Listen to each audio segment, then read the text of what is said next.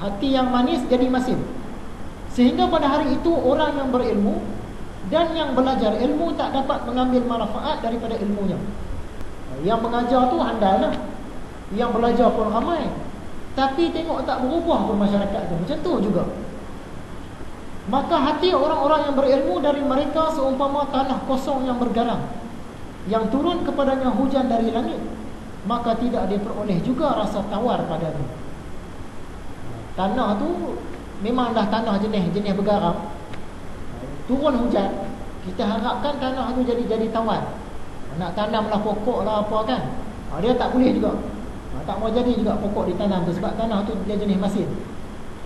Iaitu apabila condong hati orang berilmu kepada mencintai dunia dan melebihkannya dari akhirat. Kalau ulama pun dah cintakan dunia, masa tu jadi macam tu lah. Ilmu banyak, orang mengajar ramai, orang mendengar pun ramai, tapi masyarakat tak berubah juga. Maka ketika itu dicabutkan Allah sumber-sumber hikmah dan dipadamkannya lampu petunjuk dari hati mereka.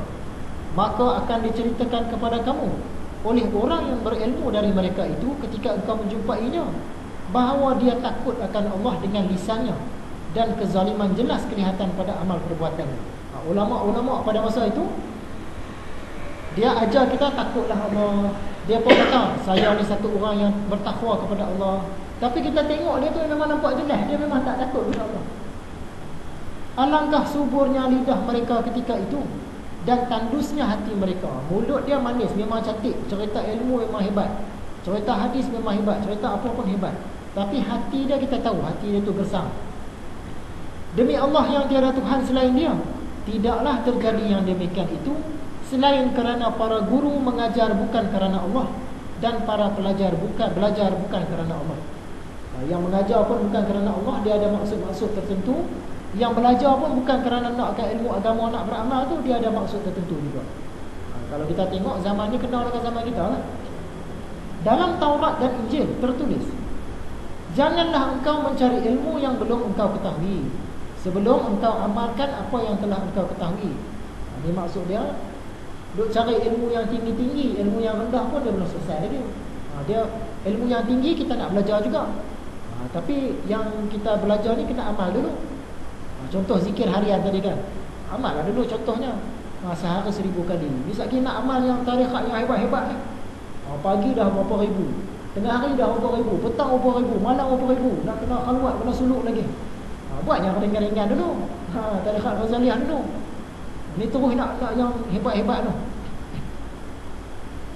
Berkata Huzaifah ni sahabat Nabi, sesungguhnya engkau sekarang berada pada satu zaman di mana orang yang meninggalkan 1/10 daripada yang ilmu yang dia ada akan menjadi binasa.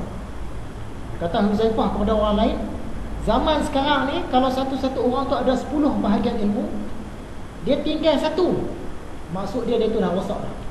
Dia amal 9 tapi kira rosak lah. Dan akan datang suatu zaman di mana orang yang mengerjakan padanya 1/10 daripada apa yang dia tahu, nescaya dia selamat. Tapi akan datang satu zaman pula, zaman itu kalau satu orang ada 10 ilmu, dia amal 1 je, dia selamat. Zaman Huzaifah tadi, sebab ramai orang-orang yang handal-handal dalam ilmu agama ni, sebab dia zaman sahabat. Dia hidup zaman Nabi, zaman sahabat, zaman tabi'in. Dia kata zaman dia tu, kalau satu orang ada 10 ilmu, tiba-tiba satu ilmu tu dia tak amal, maksud dia rosak lah. Tapi zaman kita sekarang ni, kalau kita ada 10 ilmu, kita amal 1 je pun insya-Allah selamatlah. Sebab apa? Sebabnya kerana banyak orang yang berbuat batil. Zaman sahabat dulu ramai rata-rata orang baik-baik semua. Jadi kalau dia tinggal 1 ilmu pun kira dah bermasalah. Tapi zaman sekarang ramai orang jahat-jahat. Kalau kita dapat amal 1 juzuk pun kira dah selamat, dah bagus dah. Jadi zaman berkualiti lawan zaman tak berkualiti. Contoh dia macam ni, keputusan periksa SPM, untuk 1 tahun tu pelajaran sains, rata-rata orang jawab sains ni dapat 80-90 seluruh negara. Rata-rata orang dapat jawab 80%, 90% markah dia dapat 80-90. Orang tak pandai pun dapat 60-70. Maksud dia markah dia tu tinggi. Jadi orang akan naikkan grade lulus. Siapa yang dapat 50 markah belum tentu dia lulus. Sebab apa? Ramai orang dapat 80, 90. Jadi nak lulus dia kena 60 baru boleh lulus. Sebab berkualiti pencapaian tahun tu. Berbanding dengan tahun yang lepas tu pula. Tahun yang lepas tu pelajar yang pandai pun dapat 50, 60 tu. Daripada 100 markah dapat 50, 60 seluruh negara. Kita target dah pelajar ni boleh dapat 90, 100 ni. Tiba-tiba bila keluar keputusan 50, 60. Di mana-mana pun orang bijak dapat 50, 60 markah. Bila keadaan yang macam tu, grade lulus akan diturunkan. Siapa yang dapat 30% je kira lulus. Sebab kualiti turun, siapa dapat jawab 30% lulus. Tapi bila kualiti naik, yang jawab 60% tadi belum tentu lulus. Sebab ramai orang dapat yang bagus-bagus. Jadi zaman tu macam tu lah. Zaman Huzaifah, orang berkualiti tinggi, ilmu banyak, amal hebat. Jadi siapa buat salah sikit, kira tak lulus dah. Tapi kalau zaman sekarang ni, ilmu dah lah sikit, orang jahat ramai, amalan makin menurun, ilmu makin menurun. Kalau kita dapat amal sikit pun, itu kira dah selamat dah. Itu perbandingan. Sekarang kita nak berkenalan pula dengan Huzaifah. Huzaifah ni dikenali sebagai penyimpan rahsia Nabi. Dia seorang je penyimpan rahsia Nabi.